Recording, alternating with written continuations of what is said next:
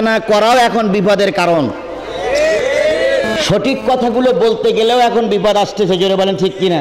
এখন আমি বুঝি এটা দুনিয়ার সব লোক বোঝে, দুনিয়ার সব মুসলমান বোঝে, কোরআনের কথা বলতে গেলেও বিপদ আসে। এটা আমিও বুঝি, সবাই বোঝে, মুসলমান সবাই বোঝে, তারপরেও আলোচনা করা দরকার। কেন দরকার? যদি আলোচনা না করি কিয়ামতের দিন আল্লাহ আমার সঙ্গে কথা বলবে না।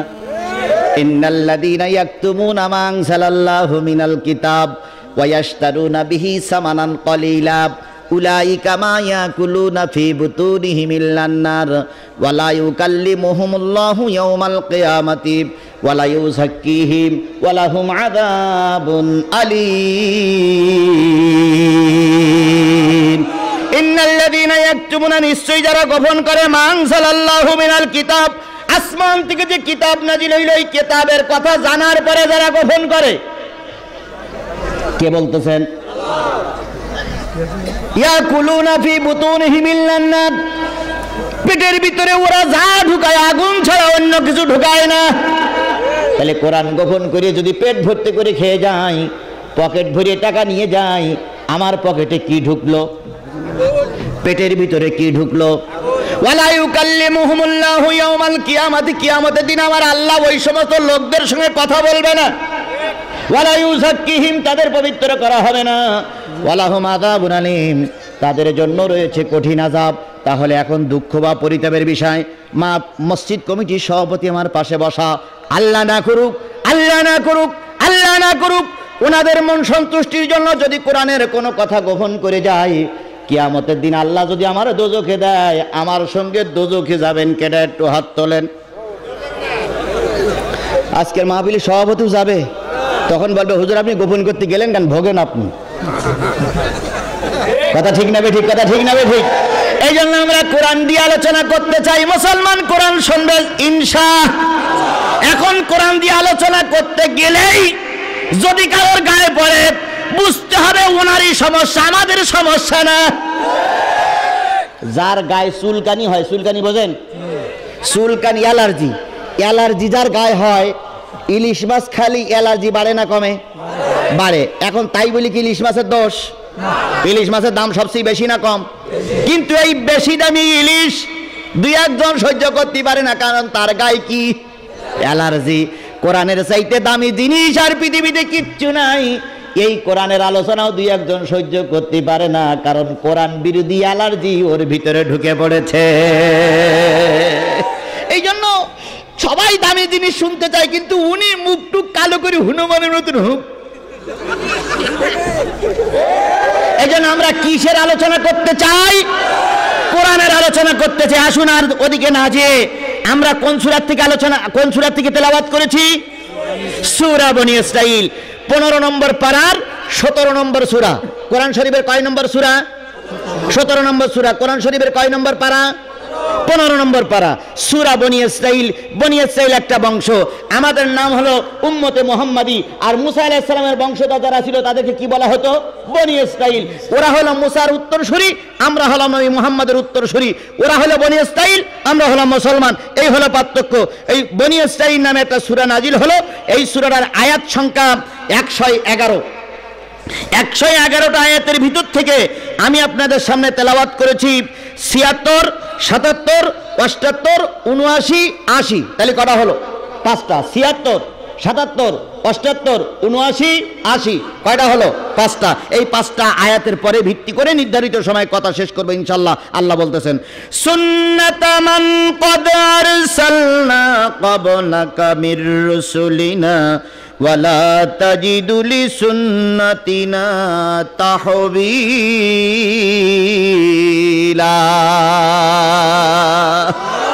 কথা কার? সুন্নত মানে নিয়ম, সুন্নত মানে তরিকা, সুন্নত মানে রাস্তা, সুন্নত মানে পদ্ধতি। সুন্নাতা মান ক্বাদ আরসালনা ক্বাবলাকা মির রুসুলিনা, এমন একটা সুন্নত, এমন একটা নিয়ম ওগো নবী আপনার, আপনার সাহাবী আর আপনার উম্মতের ঘাড়ের পরে চাপাইয়ে দিলাম। শুধু আপনাদের বেলায় চাপাইয়ে দিলাম না, আদম আলাইহিস সালাম থেকে যত নবী রাসূল আসে সকলের পরেই এই নিয়মটা চালু ছিল, সেই নিয়ম আপনার পরেও চাপাইয়ে দিলাম। কে বলছে? সুতরাং সে নিয়মটা কি? সে নিয়মটা হলো ওয়ালা তাজিদু লিসুন্নাতিনা তাহবিলা। আমি এমন কোন নতুন পদ্ধতি আপনার পরে চাপাই দেই নাই যাতে করে আপনার উম্মতের কষ্ট হবে, আপনার জাতির কষ্ট হবে, এমন কোন নতুন নিয়ম আপনার উম্মতের পরে চাপাই দেই নাই, আপনাকে চাপাই দেই নাই।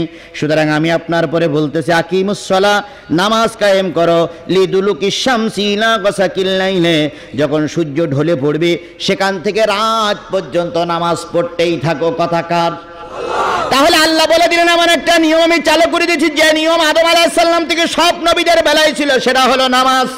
সেটা কি? সব নবীদের বেলায় দুইটা সুন্নত ছিল।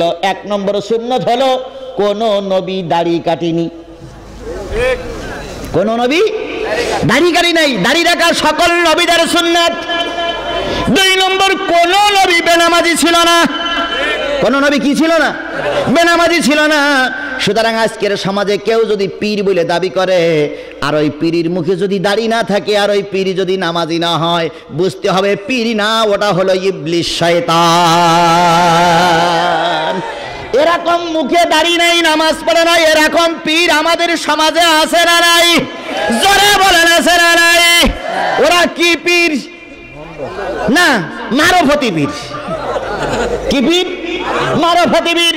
ওরা নামাজ পড়ে না, ওরা রোজা রাখে না। ওদের বক্তব্য হলো পানির ভিতর আগুন জ্বলে, পানির ভিতর আগুন জ্বলে, ঝড় বাতাসে নেবে না। খাজা বাবার মুরিদ হইলে নামাজ রোজা লাগে না, খাজা বাবার মুরিদ হইলে নামাজ রোজা লাগে না। কেউ ফেরে না খালি হাতে, কেউ ফেরে না খালি হাতে, খাজারে তোর দরবারে এ চাইতে জানলে রায় না কাঙাল, মুর্শিদ রে তোর দরবারে। আল্লাহ রে ধন খাজায় দিয়া, আল্লাহ গেছে খালি হইয়া। আল্লাহ ধন কারে দেছে আর আল্লাহ কি হয়ে গেছে? তাহলে আমরা এখন মনোজাত করবো আল্লাহ তুমি আমার জান্নাত দাও, আল্লাহ তুই মানে আল্লাহ মাফ করে দাও। আল্লাহ কয় দাঁড়া আমি খাজার কাছ থেকে নিয়ে আসি, কারণ সব তো খাজার দিয়ে ফেলেছে, আমার তো এখন কিছুই নাই। এই কথা যারা বলে আর এই কথা যারা বিশ্বাস করে আর ওই বিশ্বাসের পরে যারা অটুট থেকে মারা যায়, এদের জানাজা দরকার নাই, এদের জানাজা দিয়ে নাজাত হবে না। আবার দেখেন মন চলেছে সুরেশ্বর, কিসের বাড়ি কিসের ঘর, মন চলেছে সুরেশ্বর, কিসের বাড়ি কিসের ঘর। আইসি ন্যাংটা যাব ন্যাংটা, আইসি ন্যাংটা যাব ন্যাংটা, ন্যাংটা হয়ে জিকির কর, জিকির কর।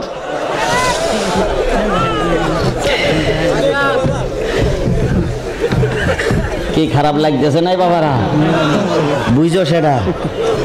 লাইন খারাপ দিল না বলে দিও দেব দোষ। ভালো আলোচনা।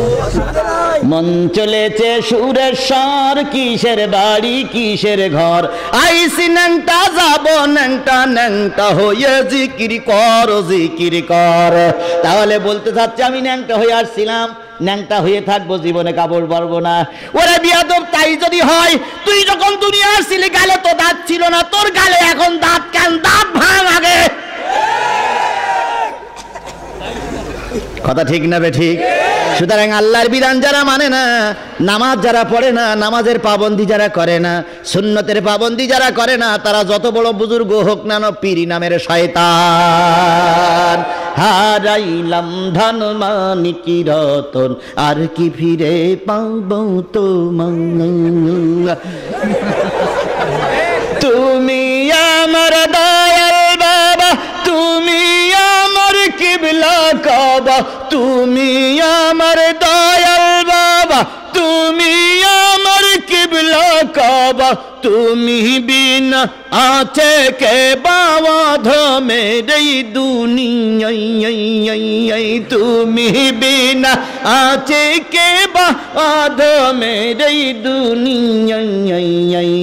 হারাইলাম ধন মানিকি রতন, আর কি ফিরে পাবো তোমার।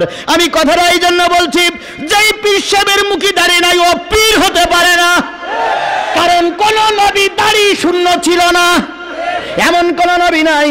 দাড়ি কেটেছে এরকম প্রমাণ পাওয়া সুতরাং নবীর কাজ করবা, পীর দাবি করবা, মুখে দাড়ি রাখবা না পিছন দিক দাড়ি রাখবা, এটা হবে না, হতে পারে না। আবার মারুপতি লোক দাড়িও কাটে না, চুলও কাটে না, তারপরে মাথার চুলও কাটে না, গোবও কাটে না, গোব দাড়ি জট পেকে একাকার হয়ে গেছে, বগলের চুলও কাটে না, আরো কত জায়গা আছে কাটে কিনা আল্লাহই ভালো জানে।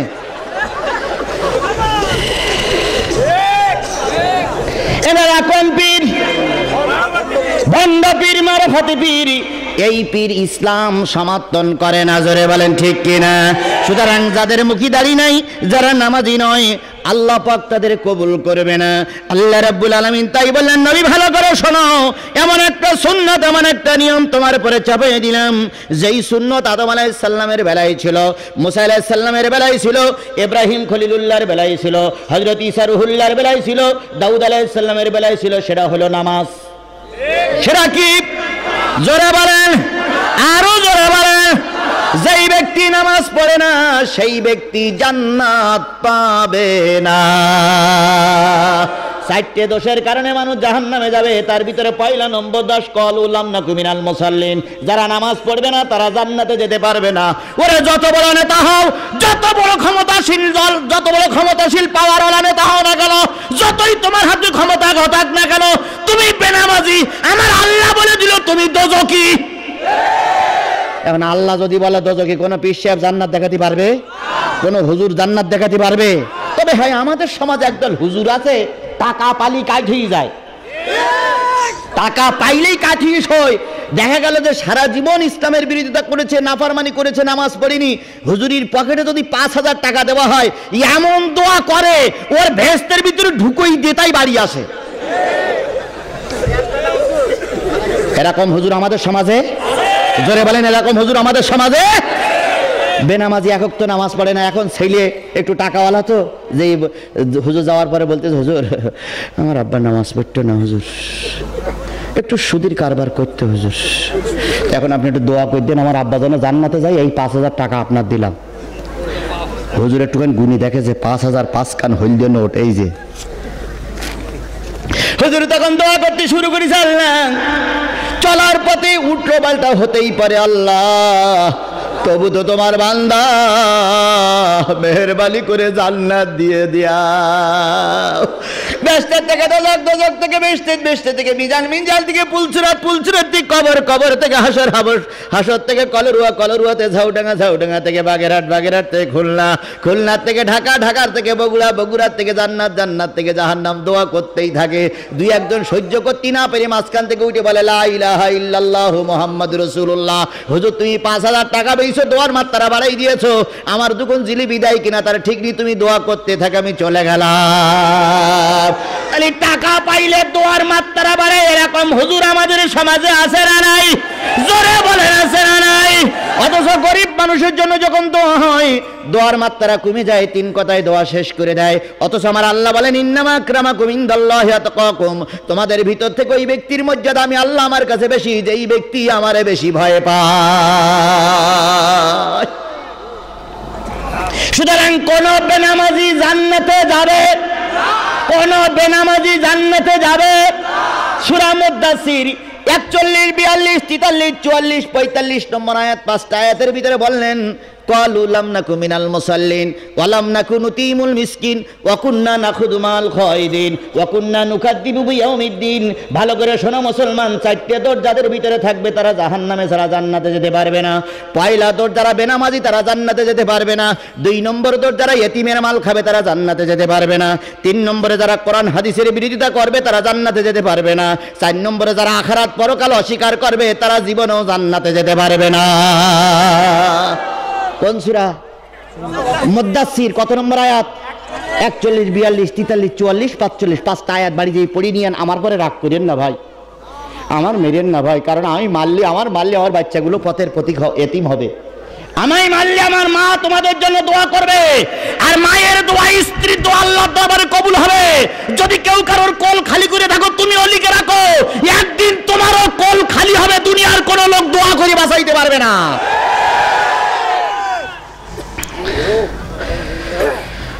আল্লাহ, তাহলে আল্লাহ রাব্বুল আলামিন বলে দিলেন, এমন একটা সুন্নাত বলে দিলাম, যেই সুন্নত সকল নবীদের বেলায় ছিল সেটা হলো নামাজ। সেটা কি? জোরে বলেন, সেটা কি? কখন থেকে নামাজ পড়বা? দুলুকিস শামসি, সূর্য যখন ঢলে পড়বে নামাজ শুরু করবা। দুলুকিস শামসি ইলা গাসাকিল লাইল, রাত পর্যন্ত নামাজ পড়বা। রাতে নামাজ শেষ করবা, তাহলে নামাজ শুরু করতে হবে কখন থেকে? সূর্য ঢলে পড়লে। সূর্য ঢলে পড়লি ওক্ত কোনটা? জোহর। রাতের ওক্ত কোনটা? ঈশা। এবার সূর্য ঢলে পড়লি নামাজ শুরু করো, রাতের বেলায় শেষ করো, তাহলে 1 রাকাত নামাজ পড়ো। আল্লাহ বলে দিল, যদি 1 রাকাত নামাজ পড়তে আল্লাহ বলতেন যে সূর্য ঢলে পড়লি শুরু করো, রাতের বেলায় এশার আজান দেওয়া পর্যন্ত নামাজ পড়বা, ওই নামাজ কেডা কেডা পড়তেন? একটু হাত তোলেন। আমিও পড়তাম না, কারণ অতক্ষণ নামাজ পড়বো তা ওয়াজ করবো কখন? অতক্ষণ নামাজ পড়বো তা বাজার করবো কখন? অতক্ষণ নামাজ পড়বো তা বউ ছেলে মিলে হক আদায় করবো কখন? আমিও পড়তে পারতাম না। ইমাম সাহেব হয়তো কোনো রকম আসতো, আর বাকি সময় ইমাম সাহেব মাঠে কাজ করে বেড়াইতো। এবার নবীজির হাদিসে যান, নবীজি বলেন, আল্লাহ আমার উম্মতেরা এত কঠিন নামাজ আদায় করতে পারবে না। আল্লাহ বলে দিল, তাহলে সহজ পদ্ধতি বলে দিলাম, সূর্য ঢলে পড়লে নামাজ পড়ো, নামাজের পরে এবার তারা মাঠে ময়দানে কাজ করবে, আবার মাঝখানে একটা আজান দাও, আসরের আজান, আজানের পরে নামাজ পড়বে, আবার মাঠে ঘাটে কাজ করবে, আবার মাগরিবের আজান দাও, মাগরিবের আজান দেওয়ার পরে আবার তারা কাজ কাম করবে, রাতে এশার আজান দিয়ে তারা ঘুমিয়ে পড়বে। এই 4 ওয়াক্ত নামাজ তাদের পড়তে বলো। এই 4 ওয়াক্ত নামাজ যারা পড়বে আল্লাহ পাক তাদেরকে 3টা পুরস্কার দেবে। আল্লাহ পাক তাদেরকে 4টা পুরস্কার দেবে। 4 ওয়াক্ত নামাজ যারা পড়বে, 5 ওয়াক্ত নামাজ যারা পড়বে আল্লাহ পাক তাদের 4টা পুরস্কার দেবে। 4 ওয়াক্ত নামাজ যারা পড়বে আল্লাহ তাদের 2টা পুরস্কার দেবে। 1 নম্বর পুরস্কার, 4 ওয়াক্ত নামাজ যারা পড়বে তারা কেউ দোজখে যাবে না। দোজখে যাবেন কেডা কেডা? একটু হাত তোলেন তো ভাই। দোজখে যাচ্ছেন কেডা কেডা? হাত তোলেন। কার স্বাদ আছে দোজখে যাবার? একটু হাত তোলেন। ও আল্লাহ, একটাও নেই। সুদখোর নাই? এর ভিতরে সুদখোর নাই? হাত তোলেন।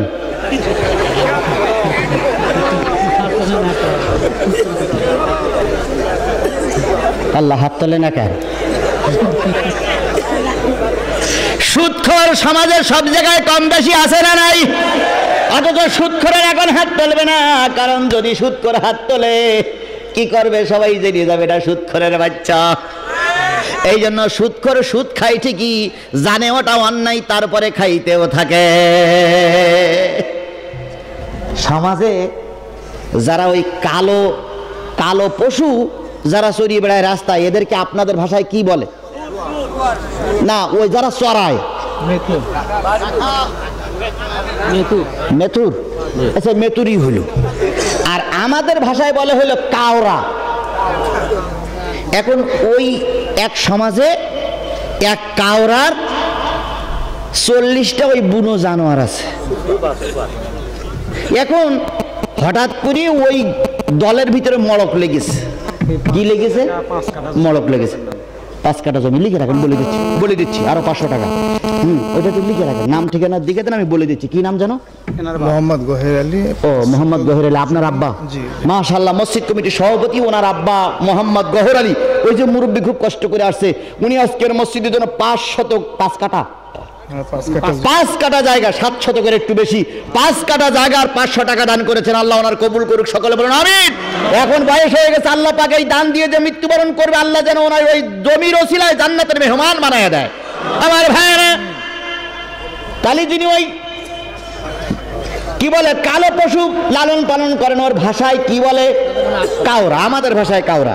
8 শতক।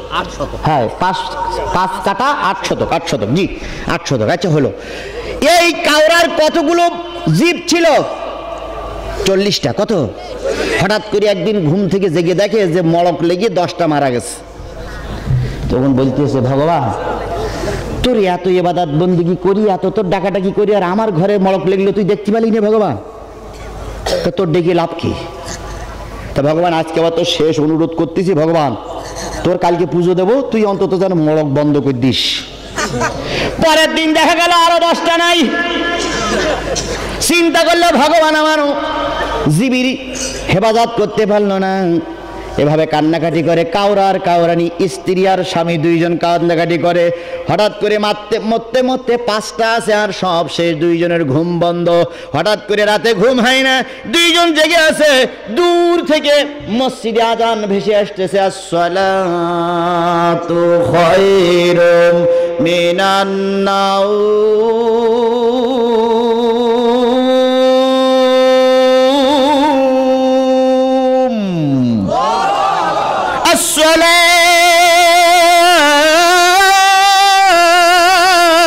আসসালাতু খায়রুম মিনান নাওম। সকালবেলায় এই ধ্বনিটা যখন কানে ভেসে আছে, এমন কোন মুসলমান নাই যার ভালো লাগে না। কেবল যাদের শরীরে মুসলমানের রক্ত নাই তাদের কানেই এই ডাকটা খারাপ মনে হয়। তো মহিলা বলতেছে, স্বামী গো, এতদিন তো মান্নত করি করি 35টা মারা গেল, তো এই মুসলমানরা যে মালিকের নামে আজান দিচ্ছে ওই মালিকের নামে মান্নত করো, দিন দেখি মরে না বাসে। দুইজনে মান্নত করতেছে, ও মুসলমানদের আল্লাহ, ও মসজিদের আল্লাহ, ও মুসলমানদের আল্লাহ, আমি তো তোমার মানি না, তবে তোমার নাম শুনেছি। যদি আমার ঘরের মড়ক বন্ধ হয়ে যায়, কথা দিলাম তোমার ঘরে বড় একটা দাতাল দান করব। দাতাল বোঝেন? যেগুলো পুরুষ আর জায়গায় ওই দাঁত বড় বড় হয়, ওইটারে কি বলে?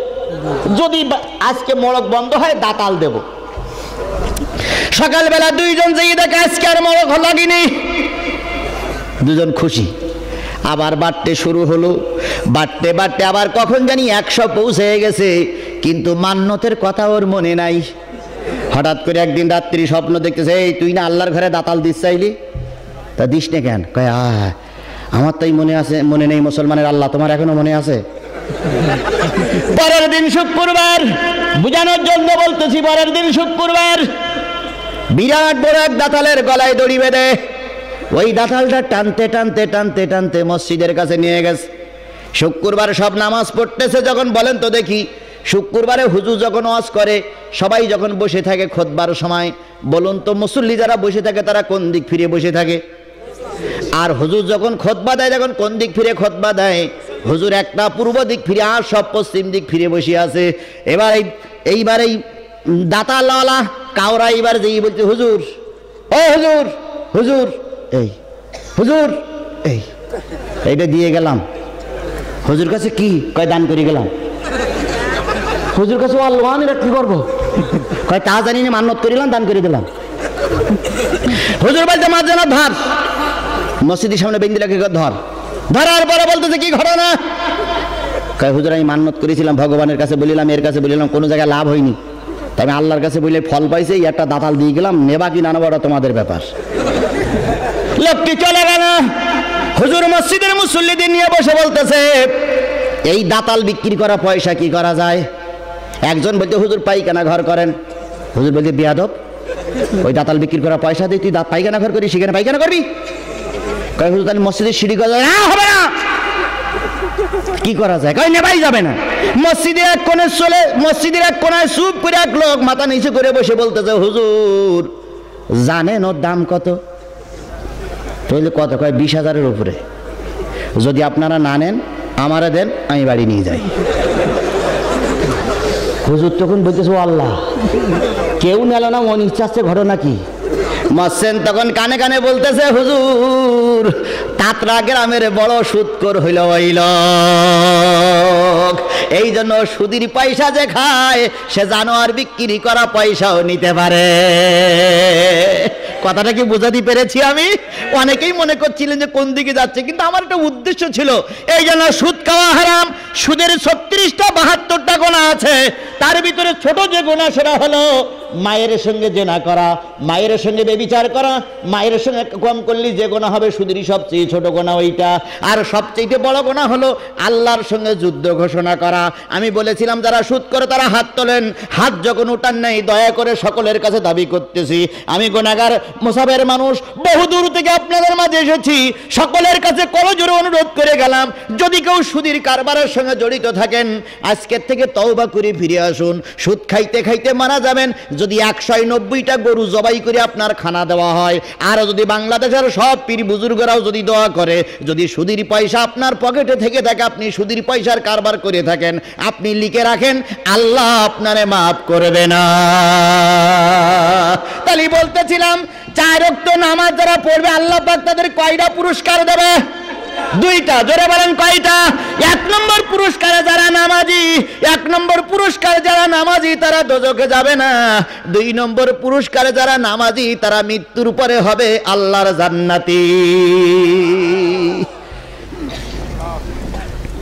1 নম্বর পুরস্কার হলো নামাজিরা জাহান্নামে যাবে না। যাবে কোন জায়গায়? জোরে বলেন। নামাজিরা জান্নাতে যাবে, নামাজিরা জাহান্নামে যাবে না। এই হলো 2টা পুরস্কার। সাহাবীরা বলেন ইয়া রাসূলুল্লাহ যদি একটু ব্যাখ্যা করে দিতেন আমাদের বুঝতে সুবিধা হতো। নবী বললেন সাহাবীরা বলো তো যোহর আসর মাগরিব ঈশা এই 4 ওয়াক্ত নামাজের ভিতরে ফরজ নামাজ কয় রাকাত? এবার আপনাদের কাছে জিজ্ঞেস করি বলুন তো 4 ওয়াক্ত নামাজের ভিতরে ফরজ নামাজ কয় রাকাত? এই মুসলমান গুনে বুঝে বলেন কত? 15 রাকাত। যোহরের ফরজ কয় রাকাত? আসরের ফরজ কয় রাকাত? 4 আর 4 কত হলো? মাগরিবের ফরজ কয় রাকাত? তাহলে 8 আর 3 11 আর এশার ফরজ নামাজ কয় রাকাত? এই 11 আর 4 15 রাকাত। আল্লাহ নবী বলেন 15 রাকাত নামাজ যে ব্যক্তি কন্টিনিউ আদায় করবে আল্লাহ পাক তার 2টা পুরস্কার দেবে। সেটা হলো মৃত্যুর পরে আল্লাহ ওরে জাহান্নামে দেবে না, আর মৃত্যুর পরে ওরে জান্নাতে দিয়ে দেবে। আল্লাহ রাসূলের সাহাবীরা বলেন ইয়া রাসূলুল্লাহ কেমন করে সম্ভব? নবী আমার বলেন যারা যোহরের নামাজ আর আসরের নামাজ ঠিক মতন আদায় করবে মৃত্যুর সাথে সাথে 8টা জান্নাতের চাবি তার হাতের ভিতরে ঢুকে পড়বে। as-সালাতু মিফতাহুল জান্নাহ, কোন বেনামাজি জান্নাত ছাড়া জাহান্নামে যাবে না। তাহলে যোহরের নামাজ আর আসরের নামাজ যারা পড়বে কয়টা জান্নাতের মালিক হবে? এই মুসলমান জোরে বলুন না কয়টা জান্নাতের মালিক হবে? 8টা জান্নাতের মালিক হবে। মাগরিবের ফরজ নামাজ কয় রাকাত? এশার ফরজ নামাজ কয় রাকাত? রাসূল আমার বলেন যে এই ব্যক্তি নামাজ এশার নামাজ আর মাগরিবের নামাজ ঠিক মতন আদায় করবে মৃত্যুর সাথে সাথে 7টা দোজখের দরজা তার জন্য বন্ধ হয়ে যাবে। এবার রাসূল বলেন হাদিস, আমি হাদিসটা বলেছিলাম মুরু আউলাদুকুম বিসসালাতি ওয়া হুম আবনাউ 7 সিনিনা ওয়াদরিবু মা আলাইহিম ওয়া হুম আবনাউ 10 সিনিনা ওয়া ফাররিকু বাইনাহুম ফিল মাদাজি। নবী আমার বলেন ছেলে মেয়ের বয়স যখন 7 বছর হবে তখন তাদেরকে নামাজের জন্য উপদেশ দিতে থাকো। ওই ছেলে মেয়ের বয়স যখন 10 বছর হবে যদি ওরা নামাজ না পড়ে তখন ওদেরকে পিটাইতে থাকো। তাহলে 10 বছর বয়সের পর থেকে শুরু করে মৃত্যুর আগ পর্যন্ত যারা নামাজ কাজা করবে না মৃত্যুর পরে কোন মৌলবি দিয়ে দোয়া করা লাগবে না, তুমি আল্লাহর জান্নাতি। কথা বুঝতে পারেন নাই? নামাজ নাই, দোয়া দিয়ে কাজ হবে না। যদি দোয়া দিয়ে কাজ হতো আল্লাহর নবী দোয়া করেছিলেন কার জন্য? আব্দুল্লাহ বিন উবাই ইবনে সুলুলের জন্য। আব্দুল্লাহ বিন উবাই ইবনে সুলুলের জন্য যখন দোয়া করা হলো আল্লাহ পাক সূরা তাওবার 80 নম্বর আয়াত নাযিল করে দিয়ে বললেন ইস্তাগফির লাহুম আও লা তাস্তাগফির লাহুম ইন তাস্তাগফির লাহুম 70 মাররা। ভালো করে শোনো, এদের জন্য দোয়া করো আর নাই করো 70 বার দোয়া করলেও আমি আল্লাহ কবুল করব না। ওরে নবীর দোয়া কবুল হয়নি, নবীর দোয়া আব্দুল্লাহ বিন উবাইয়ের জন্য কবুল হয়নি। আজকে আব্দুল্লাহ বিন উবাইয়ের উত্তরসূরি যারা ভালো করে বোঝো, যতই টুপি পরো আর যতই পাগড়ি পরো, যতই তুমি খেদমতের দেখাও না কেন, মুনাফিক তোমারে আল্লাহ মাফ করবে না।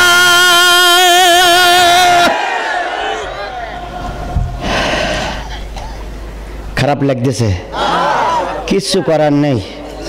আমার আপনারা দাওয়াত করে নিয়ে আসছেন, দাওয়াত করে নিয়ে কথা বলতে দেবেন না, তা তো হয় না।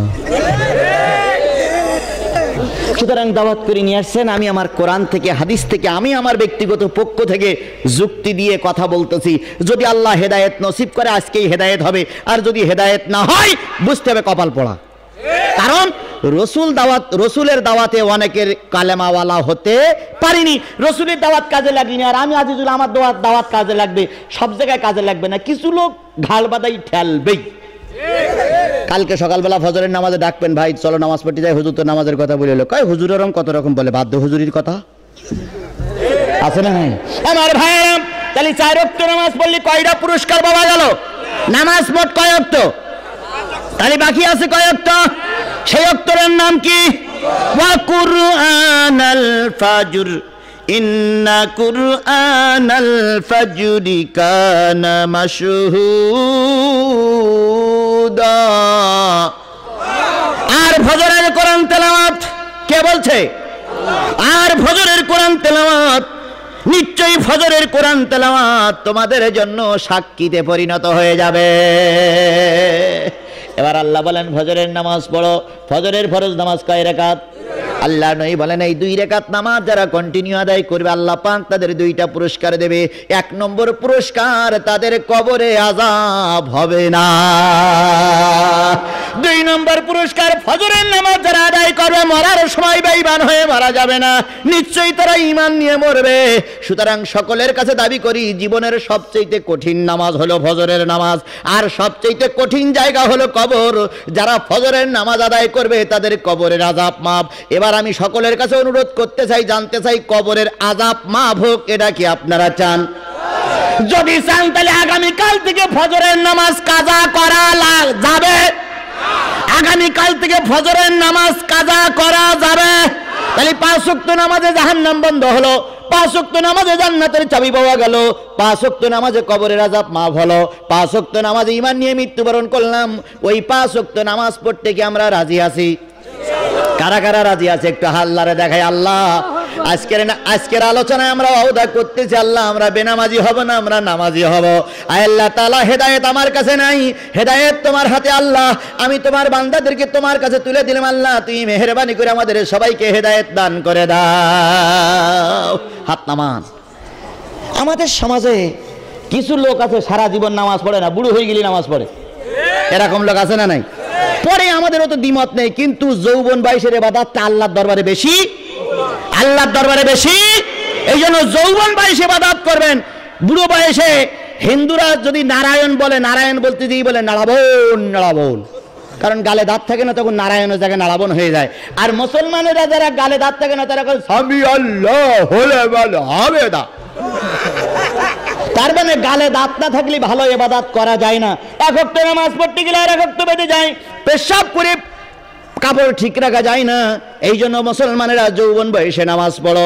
যৌবন বয়সে নামাজ পড়লে ওতেই আল্লাহ আপনাদের পুরস্কার দেবে।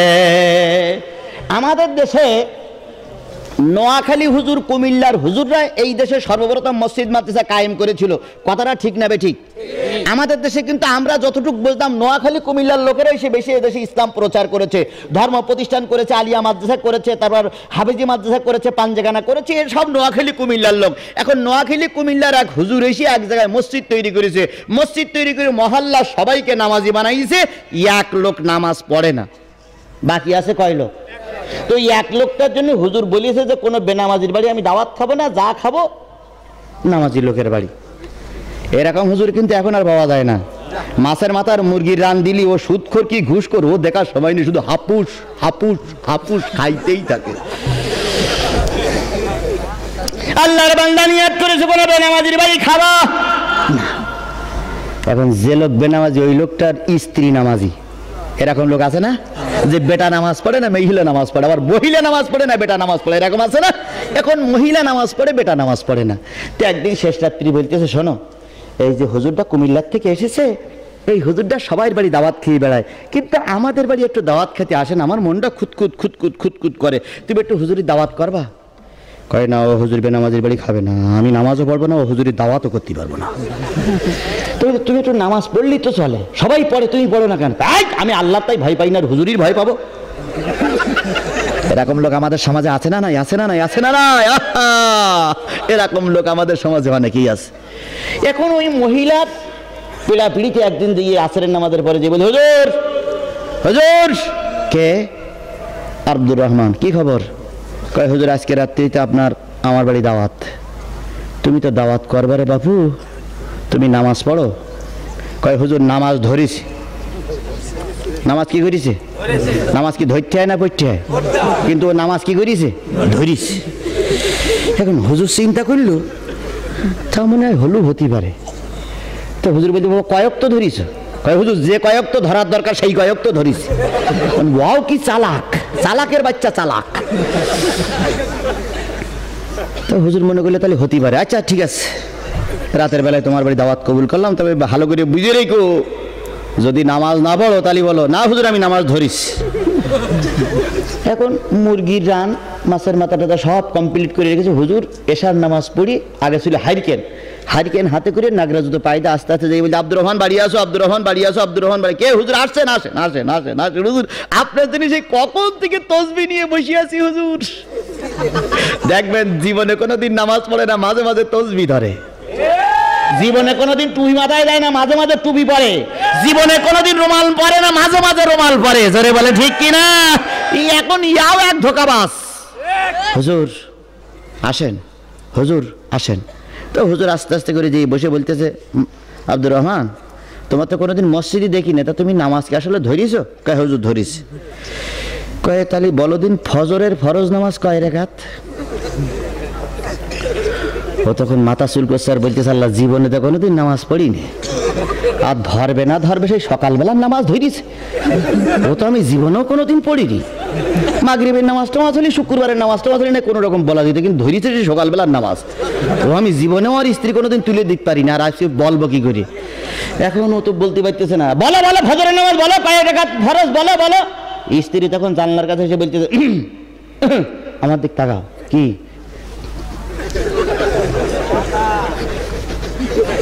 তার মানে কয় রাকাত? 2 রাকাত।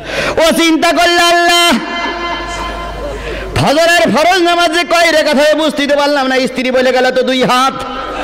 তালি মনে হয় 2 হাতে যে কয়টা আঙ্গুল আছে ওই কয় হাতেই হবে। বলতে হুজুর বলবো, হুজুর বলবো। কয় কি? কয় ফজরের ফরজ নামাজ 10 রাকাত। তা কেডা না জানে বলেন? কিন্তু সবাই জানে 10 রাকাত, আমিও পড়ি 10 রাকাত। এখন যে হুজুর বেনামাজির বাড়ি খাবে না, সেই হুজুরের যদি বলা হয় ফজরের ফরজ নামাজ 10 রাকাত, ও হুজুর কি আর বসবে বলে মনে হয়? হুজুর যাচ্ছে আর বলছে তুমি যে নামাজ ধরিয়েছ আমার বোঝা হয়ে গেছে। পিছন দিকতে যাই বলতে হুজুর কি নামাজ কম হয়ে গেছে? তা কালকে তো যদি 20 রাকাত পড়ি আপনি খাবেন? এই বেটা ফজরের ফরজ নামাজ 20 রাকাত ছাড়। কয় হুজুর 30। কয় সরিস। কয় হুজুর 40। কয় তোর বলো ধরিস বলো। হুজুর 50। চলে গেল হুজুর। স্ত্রী বেরিয়ে এসে বলতেছে ওরে পড়া কবাইলে। যখন জিজ্ঞেস করলো ফজরের ফরজ নামাজ কয় রাকাত, 2 হাত দেখাই বললাম 1 আর 1 2 বলো। তুমি 10 রাকাত 20 রাকাত 50 রাকাত বলতে গেছাও কেন? তখন বলতেছে শোনো ভালো করে শোনো, 10 রাকাতের থেকে শুরু করে 50 রাকাত পর্যন্ত গেলাম তাই ঠেকলো না। আর যদি বলতাম ফজরের ফরজ নামাজ 2 রাকাত, তাহলে কি হুজুরির হাইকেন হুজুরির হাতে থাকতো মনে করতে চাও নাকি? আমার বেলায় তো সব কষা শুরু হয়ে যেত। ও মুসলমান আমরা এই কায়দার নামাজি। সূরা ফাতিহা জানি তা ইখলাস জানি না, ইখলাস জানি তা দুরূদ শরীফ জানি না, দুরূদ শরীফ জানি তা সূরা ইখলাস জানি না। কি কায়দায় সূরা বলে? কুল হুয়াল্লাহু আহাদ আল্লাহ সামাদ আলাম তারা কাইফা ফালায় রাব্বুকা। এরকম সূরা কেরাত পড়া লোক আমাদের সমাজে আছে না নাই? সহি করে নামাজ পড়ো। ফজরের নামাজ পড়লে প্রথম পুরস্কার কবরের আযাবকে মাফ করে দেবে। 2 নম্বর পুরস্কার ফজরের নামাজ যারা ঠিক মতো আদায় করবে আল্লাহ পাক তাদের আরেকটা পুরস্কার দেবে। তারা বেঈমান হয়ে মারা যাবে না, তারা কি হয়ে মারা যাবে? তারা ঈমান নিয়ে মারা যাবে। এই জন্য সকলের কাছে দাবি করে গেলাম 5 ওয়াক্ত নামাজের পাবন্দি করুন। 5 ওয়াক্ত নামাজ পড়ে কবরে যান। আপনার জানাজা কেউ পড়ুক আর না পড়ুক আপনি জান্নাতের মেহমান। এবারে শুন ফজরের ফরজ নামাজ কয় রাকাত? এই 2 রাকাত নামাজ পড়েছিলেন আদম আর হাওয়া। এই 2 রাকাত নামাজ পড়েছিলেন সর্বপ্রথম আদম আর হাওয়া। আল্লাহ বলে দিল কোন নবী কি ছিল না, কোন নবী বেনামাজি ছিল না। এই 2 রাকাত নামাজ পড়েছিলেন আদম আর হাওয়া। এই 2 রাকাত উম্মতি মুহাম্মাদের জন্য আল্লাহ ফরজ করে দিয়েছে। আর আল্লাহ রাসূল বলে দিলেন যেই ব্যক্তি এই 2 রাকাত নামাজ ইচ্ছা করে কাজা করবে না, নারী হোক আর পুরুষ হোক, এই 2 রাকাত নামাজ যারা ঠিক মতন আদায় করবে মৃত্যুর সাথে সাথে আদম আর হাওয়ার সঙ্গে তাদের জান্নাতের ব্যবস্থা হয়ে যাবে। আদম ছিল কোন জায়গায়? হাওয়া ছিল কোন জায়গায়? কিন্তু আদম আর হাওয়া জান্নাতে, এই জান্নাতে থাকবে এইটা সহ্য করতে পারিনি যে তার নাম কি? এই শয়তান এখনো আছে না নাই? কোন জায়গায় আছে? একটা দেখাই দেন তো, দেখাই দেন একটা শয়তান। আমি তখন আলেম ক্লাসের ছাত্র, যশোর আমিনী আলিয়া মাদ্রাসায়। হঠাৎ করে একদিন হাদিস পড়াতে যেয়ে হুজুর এসে বললেন, তোমরা কি কেউ শয়তান দেখেছো? আমরা বললাম, হুজুর শয়তান কোন জায়গায় দেখবো? তো দেখা যায় না। কয় দেখা যায়। কয় কোন জায়গায়? কয় দেখা যায় না। কয় কোনোদিন তো দেখিনি। কয় আজকে ফজরের নামাজ পড়োনি কারা কারা? একজন হাত তুলেছে। কয় আয়নার সামনে যেই দাঁড়াবি, আয়নার ভিতরে যেটা দেখা যাবে ওইটা হইল শয়তান। তাহলে আমি ফজরের নামাজ পড়ি নাই, আমি আয়নার সামনে গেলে কারে দেখা যাবে? আমাকে দেখা যাবে। আমি হলাম ফার্স্ট ক্লাস শয়তান, কারণ নামাজ পড়লে শয়তান বেজার হয়ে যায়, আর নামাজ পড়লে আমার আল্লাহ খুশি হয়ে যায়। একজন যুবক, ভালো করে শোনো যুবক, একজন যুবক যখন নামাজে দাঁড়ায় যায়, সুবহান রাব্বিয়াল আলা, সুবহান রাব্বিয়াল আযীম বলে যখন যুবক আল্লাহর প্রশংসা করে, আমার মালিক আসমানে থাকে না, আমার মালিক জমিনে থাকে না, আমার মালিক অন্য কোনো জায়গায় থাকে না। মালিক ছুটে এসে বান্দার মাথার কাছে বসে বসে বলে, রে বান্দা, তোরে গানে ডাকতেছে, তোরে সিনেমায় ডাকতেছে, তোরে বিভিন্ন নগ্ন ছবিতে ডাকতেছে, সকলের মুকিলাতি মেরে তুই নামাজে দাঁড়ায় গেছিস, তুই কি চাস আমার সামনে বল। ও যখন বলে সুবহান রাব্বিয়াল আলা, আমার আল্লাহ কুদরতি হাত তার হাতের মাথার পরে দিয়ে বলে, বান্দারে, তোর জীবনের সব গুনাহ মাফ করে দিলাম। সেই নামাজ, আল্লাহ রসুলের শেষ কথা ছিল নামাজ। সব শেষ হয়ে গেছে। নবীজি এবার আজরাইলের কাছ থেকে, জিবরাইলের কাছ থেকে বিদায় নিলেন। আজরাইল জান কবজ করবে। নবীজি যখন বলেন আসসালাত আসসালাত আসসালাত ওয়া মা মালাকাত আইমানুকুম, ও আমার উম্মতেরা, নামাজ নামাজ নামাজ নামাজ কাজা করো না, আর তোমাদের আয়ত্তে দিনে যে সমস্ত লোকজন থাকবে তাদের সঙ্গে দুর্ব্যবহার করো না। একজন লোকের দুর্ব্যবহারের কারণে যদি চোখের পানি ফেলাও, তুমি তোমার জীবনের সকল আমল বরবাদ করে ফেলালে। এই জন্য যেই নামাজ আদম আলাইহিস সালাম পড়েছিলেন, কোন নামাজ? এই মুসলমান আমার কথা খেয়াল করেন, আদম আলাইহিস সালাম পড়েছিলেন কোন নামাজ? আদম আলাইহিস সালাম জান্নাতে থাকবে, সহ্য করতে পারলেন না কে? শয়তান। আজকেও নামাজ পড়ে আল্লাহর বান্দারা জান্নাতে যাবে, এইটাও যারা সহ্য করতে পারে না, নামাজ পড়া যারা বন্ধ করে, মসজিদ যারা বন্ধ করে, মসজিদে ঢোকা যারা বন্ধ করে, ওরা যত টুপিওয়ালা হোক, ওরা হলো ইবলিস, শয়তান।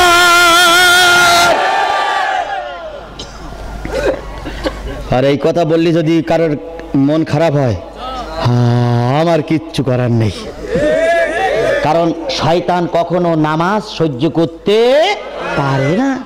আমার ভাইরা, আদম আলাইহিস সালামকে আল্লাহ পাক শয়তান চক্রান্ত করে জান্নাত থেকে নামায় দিলেন। আদম দুনিয়ায় চলে আসলো, কোন জায়গায় নামায় দেওয়া হলো? দুনিয়ায়। সেই জায়গাটার নাম কি? বর্তমান শরণদ্বীপ, যেটা এখন কোন দেশের ভিতরে পড়েছে? শ্রীলঙ্কা। আর হাওয়ারে নামাই দেওয়া হলো বর্তমান জিদ্দায়।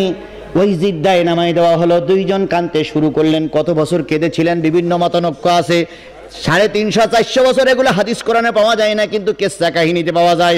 যতদিন কানলো, যতদিন আরজি পেশ করলো, আমার ওটা বক্তব্যের বিষয় নাই।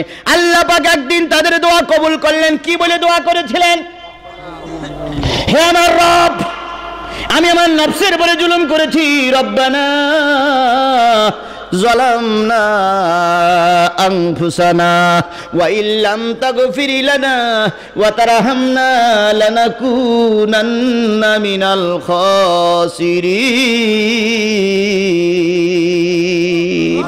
হে আমার রব, আমি আমার নফসের উপরে জুলুম করেছি, শয়তানের প্ররোচনায় পড়ে গন্ধমের রস খেয়েছি, পায়খানা পেশাব হয়ে গেছে, জান্নাত নাপাক হয়ে গেছে, তুমি আমারে বের করে দিলে, এখন আমি জুলুম করেছি, যদি তুমি আমারে মাফ না করো, কিয়ামত পর্যন্ত আমি ক্ষতিগ্রস্ত হয়ে যাব। আল্লাহ মাফ করে দিলেন একটা কারণে, একটা কথায়, আর একটা কথার কারণে মাফ করে দিয়েছিলেন। এক সময় যখন মাফ হয় না, তখন আদম একদিন বললেন, আল্লাহ আমার কান্না কি তোমার দরবারে কবুল হয় না? কানতে কানতে আমার গোশত চলে গেছে, এখন হাড় দেখা যাচ্ছে, আল্লাহ তুমি আমার দোয়া কবুল করো। আল্লাহ যখন কোনো রেজাল্ট দেয় না, আদম আলাইহিস সালাম বললেন, আল্লাহ জান্নাতে যখন ছিলাম তখন তোমার নামের সঙ্গে একটা নাম দেখেছিলাম, লা ইলাহা ইল্লাল্লাহু মুহাম্মাদুর রাসূলুল্লাহ। এই কালেমার দোহাই দিয়ে বলতেছে, আল্লাহ তুমি আমারে ক্ষমা করে দাও। আল্লাহ পাক বললেন, আদম রে, যদি আরো আগে তুমি ওই নবীর দোহাই দিয়ে কান্তিস, আমি তোরে মাফ করে দিতাম। সেই নবীর উম্মত আমরা, বিনা দরখাস্তে উম্মত হয়েছি, মর্যাদা কম নয়। আমার ভাইরা, আমার প্রিয়তম বগুড়ার মানুষেরা, আমার প্রিয়তম শেরপুরের মুসলমানেরা, ভালো করে কান খাড়া করে শোনো। এরপরে আদম আলাইহিস সালামের আল্লাহ দোয়া কবুল করলেন, হাওয়ার দোয়া কবুল করলো। আদম আর হাওয়া দুইজন হাঁটতে শুরু করলেন। আদম খুঁজতেছে হাওয়ার, হাওয়া খুঁজতেছে আদমের। আর নারী খুঁজবে পুরুষের, পুরুষ খুঁজবে নারীর, এটাই তো স্বাভাবিক। যুবক যুবতীরই খুঁজবে, এটাই হলো আল্লাহর বিধান। তাই বলে যুবকেরা মনে করি না যে তোর খোঁজা তোমাদের বৈধ হয়ে গেল। কিন্তু যুবক যে যুবতীর খুঁজবে, যুবতী যুবকের খুঁজবে, এটা বিধান কে দিয়েছে? এক আসন আল্লাহ দিয়েছে। এই জন্য যুবতীরা তোমরা বেপর্দায় চলো না, পর্দায় চলো। যত বেপর্দায় চলমা তত কপাল পড়বে। এখন ইফটিজিং কিন্তু পুরুষেরা নারীদের করে না, এখন নারীরা পুরুষদের ইফটিজিং করতেছে। আমাদের দেশে আইন আছে, পুরুষ ইফটিজিং করলে শাস্তি হবে, কিন্তু দরকার ছিল নারী যদি ইফটিজিং করে নারীরও শাস্তি হওয়ার দরকার ছিল। এখন পুরুষ আর চোখ ঘুরায় না, এখন নারী চোখ ঘুরাই, কয় ভাই কই যাব। কথা ঠিক না বেঠিক? কথা ঠিক না বেঠিক? আর দুইটা কারণে, তিনটা কারণে নারী পুরুষ এত বিশৃঙ্খল হয়েছে। এক নম্বর কারণ হলো মোবাইল। এক নম্বর কারণ কি? মোবাইল। দুই নম্বর কারণ হলো টিভি, স্টার জলসা, জি বাংলা। আর তিন নম্বর কারণ হলো বেপর্দা। এই তিনটে কারণ আজকে সমাজ দশে গল্লায় চলে গেছে। রিক্সাওয়ালার স্ত্রীরে 10,000 টাকা দিয়ে একটা স্যামসাং মোবাইল কিনে দিয়েছে। মোবাইল দেখে, মোবাইল কথা বলে, আবার মোবাইলের ছবিও দেখে। হঠাৎ করে একটা অপরিচিত নম্বর থেকে ফোন আসলো, আপা, আপা কেমন আছেন আপা?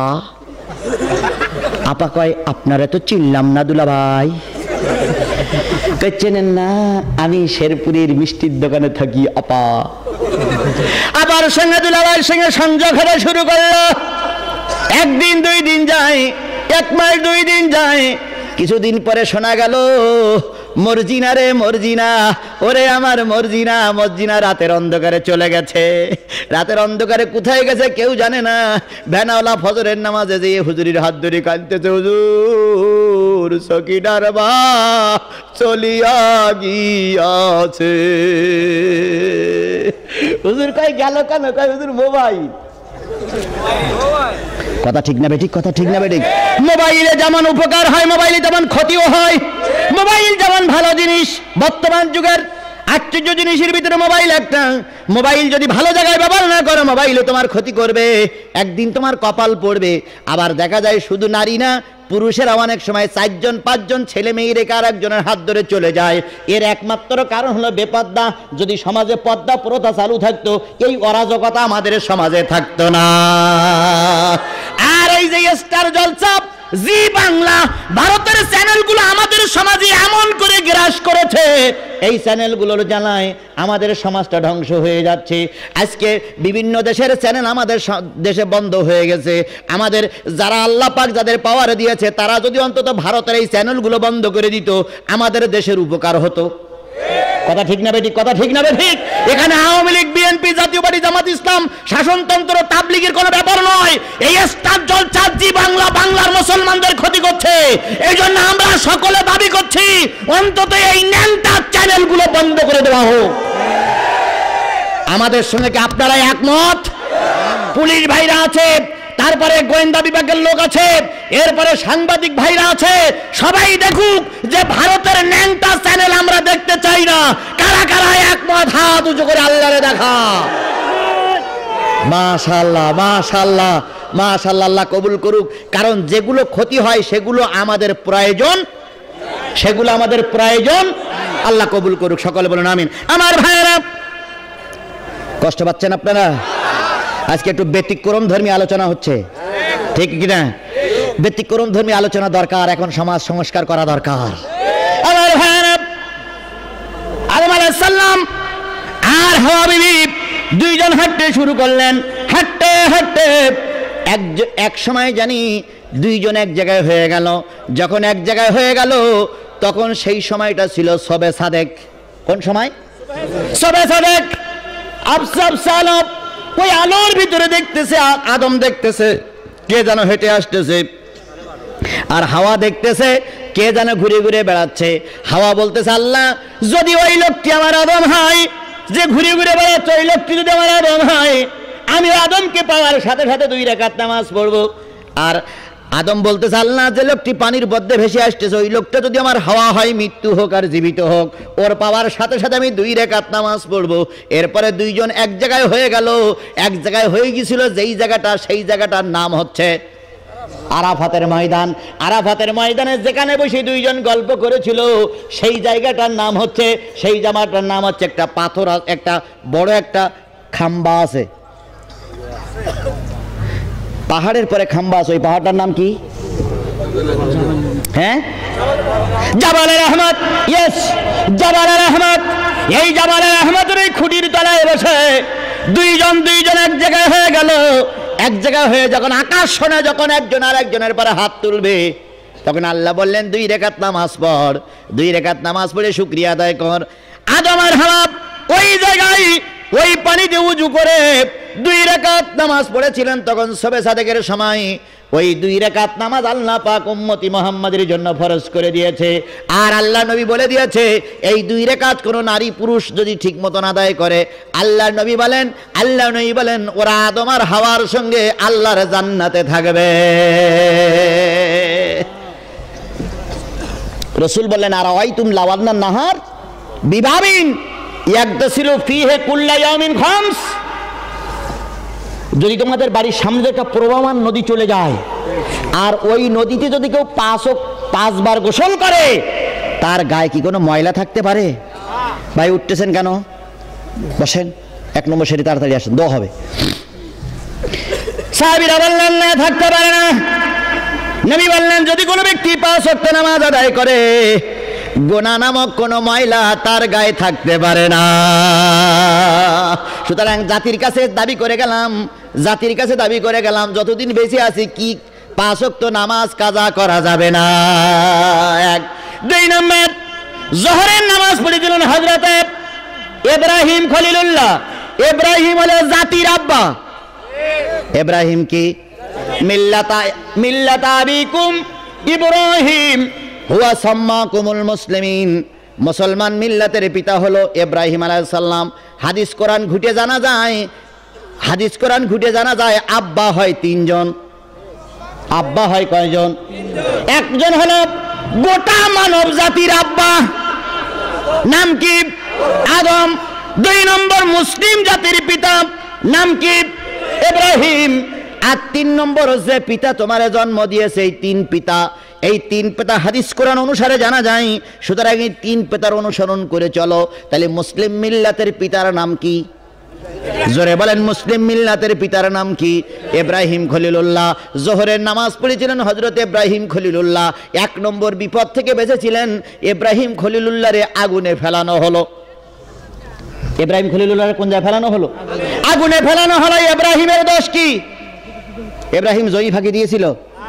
ইব্রাহিম কি পরের মেয়ে নিয়ে কোনো অন্যায় কাজ করেছিল? ইব্রাহিম কি দেশের ভাগ চেয়েছিল?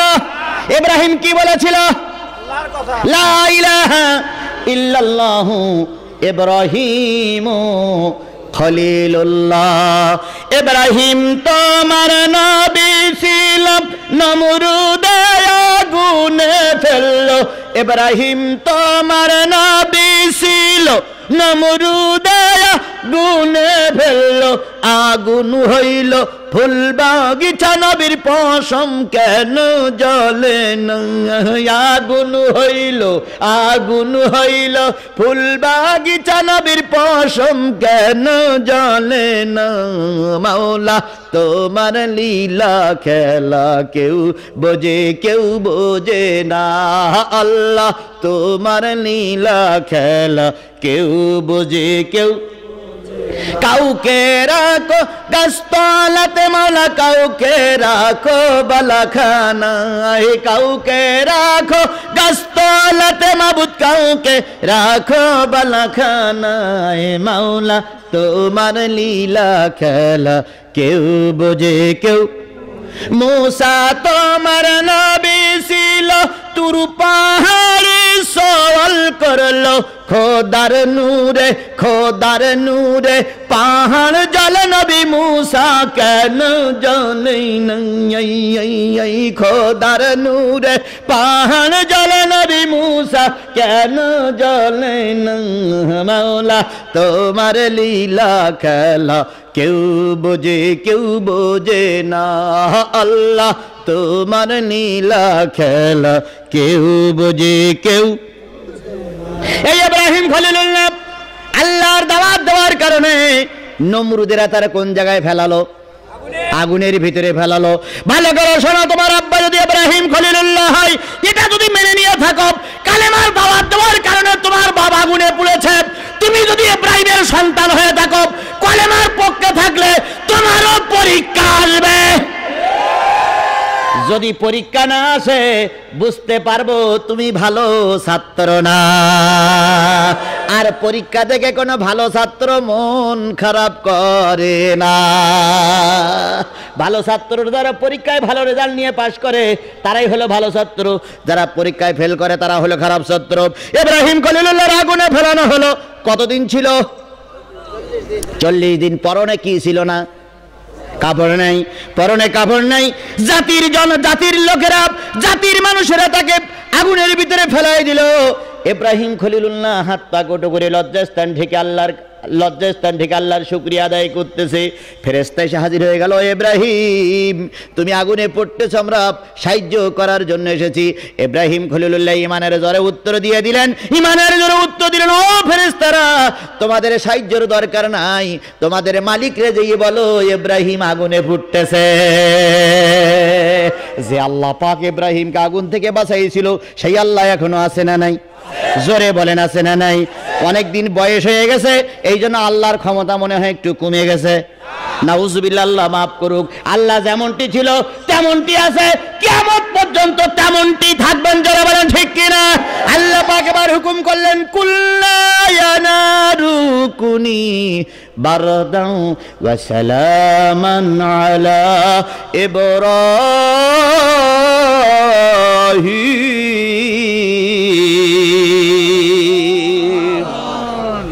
আরে আগুন ভালো করে শোনাগুন ঠান্ডা হয়ে যা এমন ঠান্ডা হবি না যাতে করে কষ্ট হয় এমন গরম থাকবি না যাতে করে ইব্রাহিমের কষ্ট হয় আগুন ঠান্ডা হয়ে গেল ইব্রাহিম আলাইহিস সালাম আগুন থেকে বেঁচে স্ত্রী পুত্র নিয়ে চলে গেলেন ফিরে আসার সময় হাজেরা নামক একটা মহিলা পাইলেন হাজেরাকে বিয়ে করলেন বিয়ে করার পরে হাজেরার গর্ভে একটা সন্তান আসলো সন্তান আসার পরে স্বামী ঘরের ভিতরে গোলযোগ বেঁধে গেল এবার আল্লাহ বললেন তোমার স্ত্রী এক স্ত্রী গন্ডগোল করতেছে আর এক স্ত্রীর সঙ্গে ওই সন্তান সহ স্ত্রীর বনবাসে দিয়ে এসো সন্তান সহ স্ত্রী কোন জায়গা দিয়ে এসো বনবাস দুই পরীক্ষা হযরত ইব্রাহিম খলিলুল্লাহ আল্লাহ বুড়া বয়সে শেষ বয়সে একটা সন্তান পাইলাম তারপরে এখন বনবাসে দিতে আল্লাহ বলে আমি যা বলি তাই করো হাজেরারে নিয়ে বনবাসে দিয়ে আসলেন বর্তমান জমজম কূপ কাবার পাশে হযরত ইব্রাহিম আলাইহিস সালাম হাজেরাকে ছোট্ট শিশু সহ বনবাসে দিয়ে গেলেন যখন বনবাসে দিয়ে ইব্রাহিম খলিলুল্লাহ ফিরে যায় হাজেরা পিছন দিক থেকে দৌড়ায় স্বামী গো কার দিকে তাকায় জঙ্গলের ভিতরে আমারে রেখে যাচ্ছ এই জঙ্গলের ভিতরে শুধু বাঘ ভাল্লুক রাতের অন্ধকারে হিংস্র জানোয়ার ঘুরে বেড়াবে আমার খাবার নাই পাশে কোনো লোক নাই কার ভরসা করে আমারে রেখে যাচ্ছ কার ভরসা করে রেখে যাচ্ছে ইব্রাহিম কিছু বলে না আবার যে সামনে ঘোড়ার সামনে দাঁড়ায় উটির সামনে দাঁড়ায় ও আল্লাহর খলিল ইব্রাহিম আমি তো তোমার সঙ্গে বিয়ে করতে চাইনি তোমার সারা আমাকে বিয়ে দিল সারার মন সন্তুষ্টি করার জন্য তুমি কি আমাকে জঙ্গলে রেখে যাচ্ছ নাকি ইব্রাহিম আলাইহিস সালাম কিছু বলে না শুধু চোখের পানি ফেলায় আর সন্তানদের মুখের দিকে তাকায় কয় আল্লাহ বুড়ো বয়সে একটা সন্তান পেয়েছিলাম তারও বনবাসে দিয়ে যেতে হলো কিছু দূর যাওয়ার পরে হাজেরা আবার যে বলতেছো ও স্বামী তুমি যে চলে যাচ্ছ তুমি কার ভরসায় রেখে যাচ্ছ কিছুই বলে না এবার হাজেরা বলতেছে স্বামী ভালো করে শোনো যদি আল্লাহর নির্দেশে তুমি আমাকে রেখে যাও তোমার কাছে আমার কোনো দাবি নাই আর যদি মা সারার উদ্দেশ্যে যদি আমাকে রেখে যাও তোমার কাছে আমার দাবি আছে ইব্রাহিম আলাইহিস সালাম হাতের ইশারা করে বললেন হাজেরা রে আমি তোরে আল্লাহর কাছে সুপর্দ করে গেলাম হাজেরা বললেন তুমি তোমার সারার কাছে চলে যাও। আমার বিশ্বাস, আমার মনে ইতমিনান হয়েছে, বিশ্বাস হয়েছে যে আল্লাহ জঙ্গলের ভিতরে আমারে ছোট্ট শিশু সহ বনবাসে দিয়ে গেল। আল্লাহর কসম, আল্লাহর কসম, আল্লাহর কসম, ওই আল্লাহ আমার আর আমার সন্তানদের না খাওয়াইয়ে মারবে না। আমি কোন ওক্তের কথা বলতেছি? জোহর। কোন ওক্তের কথা বলতেছি? ফজর পড়েছিলেন কোন নবী? আর জোহর পড়েছিলেন ইব্রাহিম আলাইহিস সালাম। সেখান থেকে আমাদের পরে জোহর ফরজ। সব কথা শেষ করতে পারবো কিনা জানি না, দেখি কত দূর যাই। দুই একজন উঠতেছেন, কি কষ্ট পাচ্ছেন আপনারা? আমি বারবার দেখতেছি হয়েও গেছে টাইম, এই তো হয়ে গেল, মোনাজাত হবে এক্ষুনি ইনশাআল্লাহ। কি শেষ বক্তা আছে নাই? শেষ বক্তা তাবারুক নেই? ও তাহলে ঠিক আছে, আমি মনে করলাম শেষ বক্তা মনে আছে। শেষ বক্তা কি ভাই? তাবারুক। তাবারুকের জন্য অনেকেই সারা রাত বসে থাকে। এখন এখানে যায় শেষ বক্তা নাই, এই বক্তাই শেষ। আমার ভাইরা তাই বলে উঠলো কেন? শেষ বক্তা নেই বলে যদি উঠতেছে, এতক্ষণ মনে ওই লোকেরা মনে করে তাবারুক দেবে। আমার বাসেন, এটা 2 সালে সব নেবে তাফসীর মাহফিল, 2 সালে সব বলে তাবারুক নেবেন। বসেন, হয়ে গেছে। আর আমার ঘড়িতে 12টা বাজে আর 10 মিনিট বাকি আছে। আপনাদের ঘড়িতে কয় মিনিট আছে আল্লাহই ভালো জানে। এই দেখি এর ভিতরে শেষ করে আনার জন্য চেষ্টা করি। আমার ভাইরা বসুন, উঠলে চলবে না। উঠলি কে খুশি আর বসলে কে খুশি? আপনারা যারা উঠে চলে যাচ্ছেন, শয়তান আপনাদের পরে খুশি হচ্ছে। বাবা, শয়তানের খুশি করো না।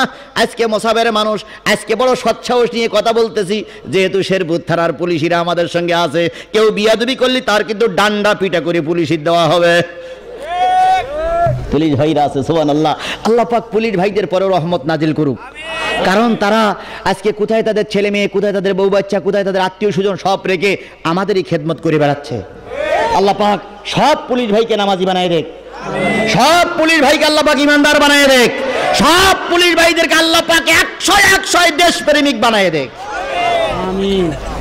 আল্লাহ পাক সবাইকে কবুল করুক। ওনাদের কবুল করবার আমাদের বাইরে রাখবে নাকি? আমাদেরও কবুল করুক। আমার ভাইরা, যে জিনিসটা বোঝাতে চাচ্ছিলাম সেটা হলো, জাতির আব্বা ইব্রাহিম রেখে আসলেন হাজারা ছোট শিশু সহ। আল্লাহ পাক পানির ব্যবস্থা করে দিলেন। হাজারা বেঁচে গেল, ইসমাইল আলাইহিস সালাম বেঁচে গেল। কিছুদিন পর হযরত ইব্রাহিম আলাইহিস সালামের পর আদিষ্ট হলো, ইব্রাহিম রে, কলেজার টুকরা ইসমাইলকে কুরবানি করো। জোহরের নামাজের কথা বলতেছি। কলেজার টুকরা ইব্রাহিম আলাইহিস সালামকে আল্লাহর রাস্তায় কুরবানি করো। ইব্রাহিম চলে গেলেন। হাজারা যেয়ে বলেন, হাজারা, 12টা বছর পার হয়ে গেছে, ছেলের হক আদায় করতে পারি না। ছেলেটার একটু সাজায় গোজায় দাও, আমি ছেলেটারে নিয়ে একটু মেহমানের বাড়ি বেড়াতে যাব। হাজারা ইসমাইলের মাথায় চিরুনি দিল, তেল দিল, নতুন কাপড় চোপড় পরে ইসমাইলের গালে চুমা দিয়ে বলতে, ইসমাইল, ভালো করে শোন বাজান, ভালো করে শোন বাজান, তুই ছাড়া আমার দুনিয়ার পরে কেউ নাই। বাবা তোরে নিয়ে যাচ্ছে আত্মীয়ের বাড়ি বেড়াতে, তাড়াতাড়ি ফিরে আসিস। যতক্ষণ পর্যন্ত না ফিরবি দুপুরের খানা কিন্তু আমি খাবো না। ইসমাইল আলাইহিস সালাম মাকে জড়াই ধরে বলতেছে, মা, যত দূর যাই না কেন তাড়াতাড়ি ফিরে আসবো। হযরত ইব্রাহিম আলাইহিস সালাম, ইসমাইল আলাইহিস সালাম, হাজরা ইসমাইল আলাইহিস সালামকে স্বামীর কাছে দিয়ে বলতেছে, স্বামী গো, 3 দিনের নাবালক শিশু রেখে তুমি চলে গিয়েছিলে, এখন 12 বছরে তুমি ফিরে এসেছো, যেহেতু তুমি বাবা, তোমার কথা আমি অস্বীকার করতে পারি না, দিলাম তোমার হাতে তুলে, তবে তোমার কাছে দাবি তাড়াতাড়ি ফিরে নিয়ে এসো। ইব্রাহিম আলাইহিস সালাম ইসমাইলকে পিছনে বসাই নিয়ে যাচ্ছে। কিছু দূর যাওয়ার পর শয়তান নামক একটা মানুষ এসে বলতেছে, বাজান কই যাও, কই যাও? আত্মীয়ের বাড়ি বেড়াতে যাচ্ছি। কই, তুমি কি জানো তোমার বাবা নিয়ে মিনার ময়দানে তোমারে কুরবানি করবে? কই, না না, তা তো জানি না, এটা হতেই পারে না। কই, হতেই পারে না কি বলো? আমি যা জানি তুমি তা জানো না। আমি হলাম পৃথিবীর সবচেয়ে বড় মুরব্বী, আমার চাইতে বড় মুরব্বী আর কেউ নাই, সুতরাং আমি জানি আজকে তোমার কুরবানি করা হবে। ইব্রাহিম আলাইহিস সালাম ইসমাইল আলাইহিস সালামের দিকে তাকাই কয়, বাজান কি খবর? কই, আব্বা, ওই যে মুরব্বিটা চলে যাচ্ছে, ওইটা মুরব্বি চলে যাচ্ছে না আব্বা, ওই ওই ওই ওই ওই। কই, হায়, কই, ওই মুরব্বি বলতে তুমি না আমার কুরবানি করবা নাই? ইব্রাহিম আলাইহিস সালাম বলছে, মার, ওর ঘাড়ে পাথর মার, ওর পাথর মার, ও শয়তান। তাহলে ভালো কাজে বাধা দেয় শয়তান, আর এই শয়তানের মারা লাগে পাথরে। ইব্রাহিমের সুন্নাত। ও শয়তান এখনো আছে না নাই? ও শয়তান এখনো আছে। মারা হলো পাথর, পাথর খেয়ে শয়তান ঘুরে টুরে এসে কিছুক্ষণ পরে এসে বলতে যে ইসমাইল আমি তোরে ভালো কথা বললাম আর তুই আর পাথর মারলি, তুই জানিস? কয় কি? কয় তোরে কুরবানি করবে বলে তোর আব্বা তোরে নিয়ে যাচ্ছে। কয় যা বিশ্বাস হয় না, বাপ হয়ে ছেলে কুরবানি করবে জীবনে বিশ্বাস হয় না। কয় বিশ্বাস না হয় কোমরে হাত দিয়ে দেখ, দড়ি আছে আর ছুরি আছে। ইসমাইল আলাইহিস সালাম বাবার কোমরে হাত দিয়ে যেই না হাত দিয়েছে, বাপ হাতে বেঁধে বলতে কি খবর? কয় আব্বা ওই সেই মুরব্বী বলতে তোমার কোমরে দড়ি আছে আর ছুরি আছে। ইব্রাহিম আলাইহিস সালাম বলছে মার ওর পাথর মার। কবার মারা হলো? 2 বার। তৃতীয় নম্বরে যে শয়তান আবার বলতে ইসমাইল এত দাওয়াত দিলাম, দাওয়াত শুনলি না, সামনে দিয়ে তোরে কুরবানি করবে। এবার ইসমাইল বলতেছে শয়তান, বাবা বলতেছে তুই শয়তান, আমার বাবা মাকে কেন কুরবানি করবে তুই কি বলতে পারিস? কয় আল্লাহ স্বপ্ন দেখাইছে, এই স্বপ্নটা বাস্তবায়ন করার জন্য তোরে নিয়ে যাচ্ছে। ইসমাইল আলাইহিস সালাম বললেন শয়তান ভালো করে শোন, যদি আল্লাহর নির্দেশ হয়ে থাকে আমার বাবা মাকে কুরবানি করবে, আমি ইসমাইল আলাইহিস সালাম ঘোষণা করলাম বাবা কুরবানি করবে, আমি বাধা দেব না। নিয়ে যাওয়া হলো, জোহরের নামাজের কথা বলতেছি, নিয়ে যাওয়া হলো ইসমাইল ইব্রাহিম আলাইহিস সালাম। এবার মিনার ময়দানে দিয়ে বলতেছে বাজান রে, রাতে স্বপ্ন দেখলাম তোমাকে কুরবানি করতে হবে তাই নিয়ে এসেছি, এখন তোমার মত কি? এবার ইসমাইল আলাইহিস সালাম বললেন বাজান আল্লাহ যা আদেশ করেছে আদেশ পালন করুন, আমি বাস্তবায়ন করার জন্য সহযোগিতা করব। এবারে ইসমাইল আলাইহিস সালাম ইব্রাহিম আলাইহিস সালাম কুরবানি করার জন্য দড়ি বাইর করেছে। ইসমাইল আলাইহিস সালাম বললেন বাজান কুরবানির আগে আমার কাছে কয়েকটা শর্ত আছে, আপনি শর্তগুলো শুনুন। 1 নম্বর শর্ত হলো আপনার চোখটা বেঁধে নেবেন, আমার চোখটাও বেঁধে দেবেন। ইব্রাহিম কয় বাজান কারণ কি? কয় আপনি আমার বাবা, আমি আপনার সন্তান, বৃদ্ধ বয়সে বুড়া বয়সে সন্তানের মুখ দেখেছেন মায়া বেশি, কুরবানি করার জন্য আপনার চোখটা যদি আমার চোখের পড়ে পড়ে, আমার চোখটা যদি আপনার চোখের পড়ে পড়ে মায়া লাগবে, কুরবানি করতে গেলে হাত কেঁপে যাবে, এই জন্য চোখ বেঁধে নেবেন যাতে করে মায়া না লাগে। 2 নম্বর বাজান আমার হাত বেঁধে নেবেন, পা বেঁধে নেবেন। ইব্রাহিম কান্দের কয় বাজানদের ভিতরে উপকারটা কি, ফায়দা কি?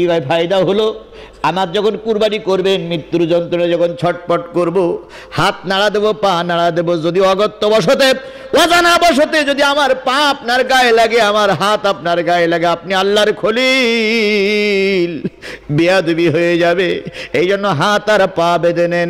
3 নম্বর বাজান আমারে ভুট করে সবাই দেবেন যাতে করে আমার চেহারা না দেখতে পান। 4 নম্বর আমার যখন কুরবানি করবেন যেখানে রক্তটা পড়বে ওই আমার গায়ের জামাটা খুলে ওই জায়গায় রাখবেন, কিছুক্ষণ পরে আপনি ফিরে যাবেন। আমার বাহাজেরা পথের দিকে তাকাই বসিয়েছে কখন ইসমাইল ফিরে আসবে। আপনি আমার মাকে বলবেন তোমার ইসমাইল নেই, ইসমাইল পশু পাখিতে খেয়ে ফেলেছে। এই রক্ত মাখা জামাটা যখন দিবেন আমার এতিম মা, আমার অসহায় মা যখন এই জামা দেখবে আমার কথা মনে পড়বে, জামা দেখে সান্ত্বনা পাবে।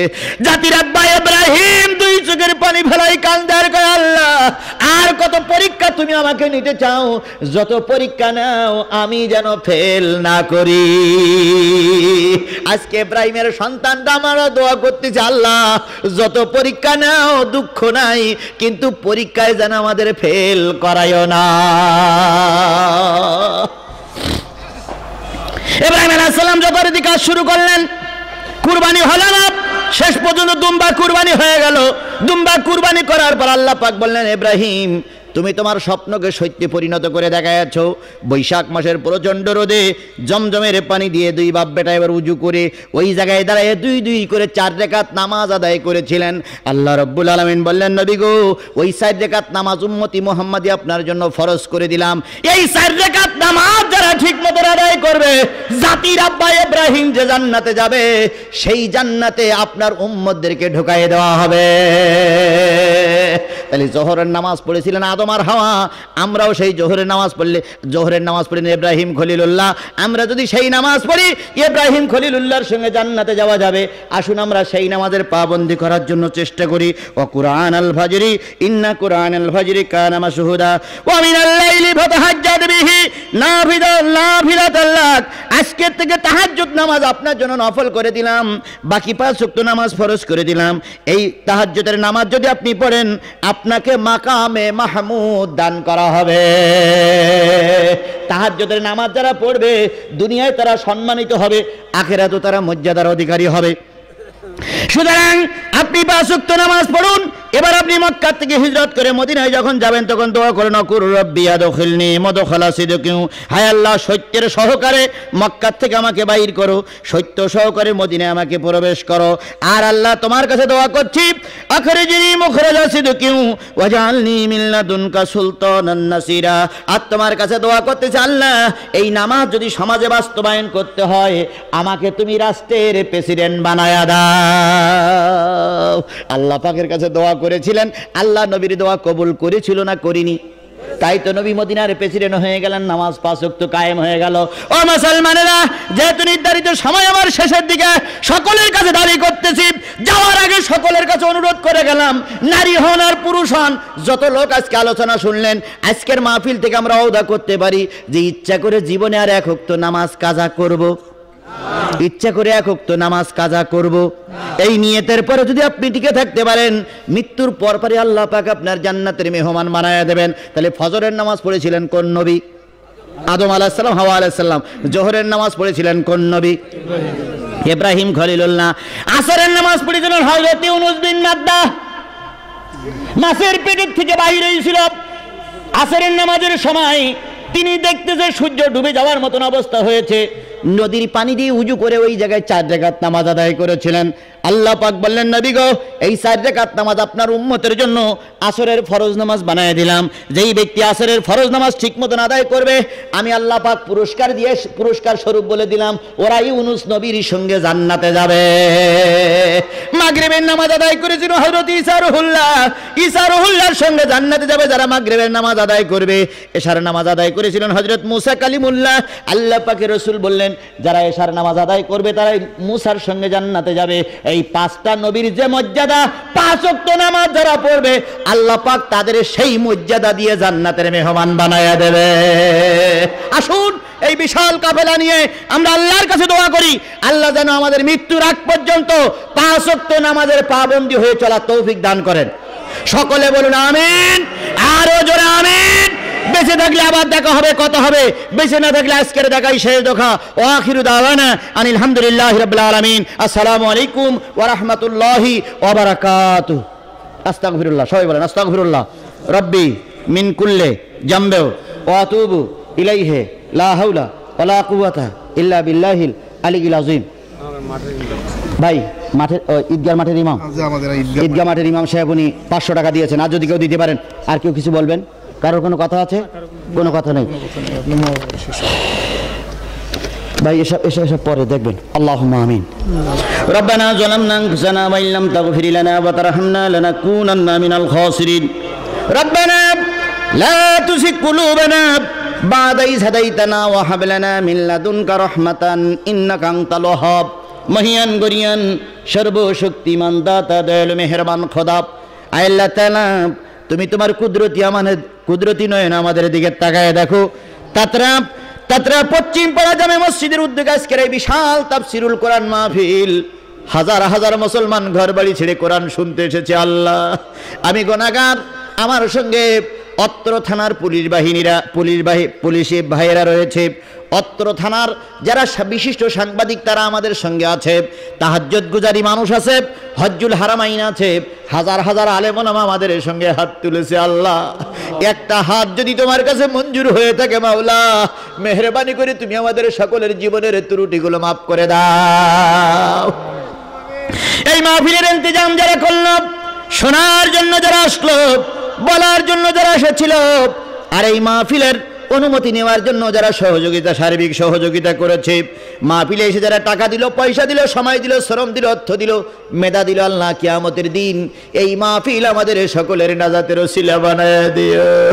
গভীর রজনীতে হাত তুলেছে আল্লাহ, কত লোকের মা নাই, কত লোকের আব্বা নাই, দাদা নাই, দাদি নাই, আত্মীয় স্বজন কবরবাসী হয়ে গেছে। আল্লাহ, যাদের আব্বা মা হারা হয়ে গেছে, যাদের আব্বা মা দুনিয়ার থেকে বিদায় হয়ে গেছে, আল্লাহ তাদের কবরগুলোর তুমি জান্নাতের বাগিচা বানায় বানায়া দাও।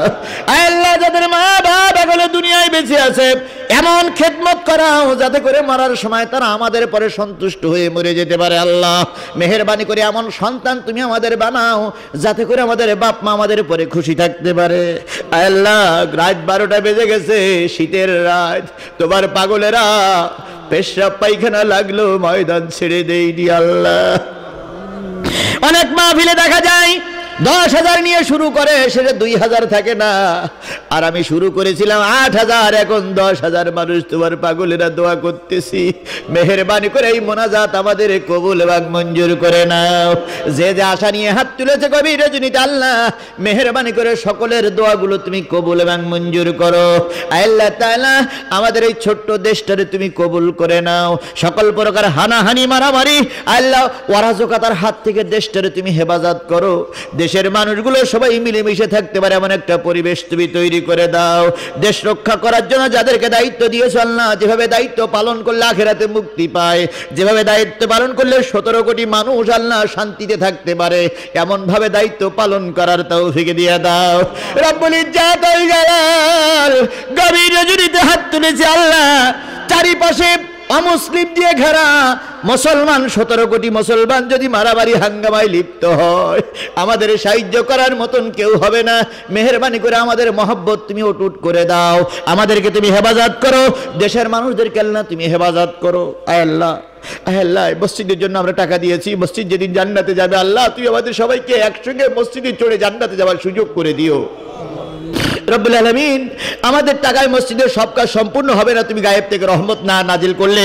এই জন্য তোমার কাছে দাবি করছি আল্লাহ এমন রহমত করো যাতে করে মসজিদের যাবতীয় কাজ সম্পূর্ণ হয়ে যায়। তোমার দোস্তের ওসিলায় মেহেরবানি করে আমাদের দোয়া, সকলের দোয়া কবুল করে নাও। আল্লাহ, আমি আজকে 5 ওয়াক্ত নামাজের পরে কথা বলেছি, আল্লাহ তুই মেহেরবানি করে বক্তা শ্রোতা যত মুসল্লি যত মুসলমান এখানে আছে সবাইকে আল্লাহ তুই 5 ওয়াক্ত নামাজি বানায়া দাও।